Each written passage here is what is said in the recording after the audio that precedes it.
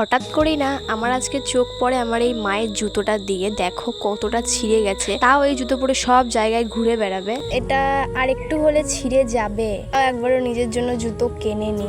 আজ হঠাৎ চোখ পড়লো, মানে এই জুতোটা আর একটু হলে পুরো ছিঁড়ে যাবে। আর অনেক দিনের জুতো, পুরো ক্ষয় হয়ে গেছে। একটা জুতো অনেক দিন ধরে ব্যবহার করলে পুরো পাতলা হয়ে যায়, সরু একদম, সেটা হয়ে গেছে।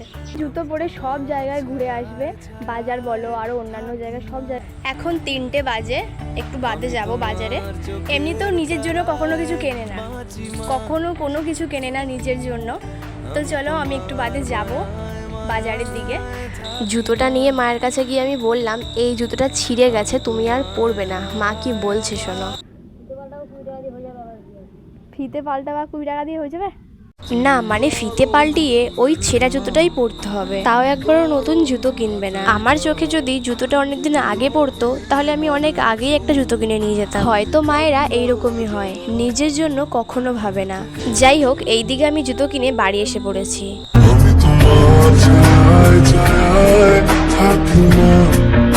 বিশ্বাস করো, আমার এই জায়গাটাতে এতটা খারাপ লেগেছে। আমি যখন ভিডিওটা করেছি ভয়েস নিয়েছি, বাট আমি এখন এডিট করতে এসে দেখি কোনো ভয়েস নেই, কোনো আওয়াজ শোনা যাচ্ছে না। যাই হোক, আমার মা তো অনেক খুশি হয়েছে। তো চলো, আজকের মতন এতটুকুই, টাটা।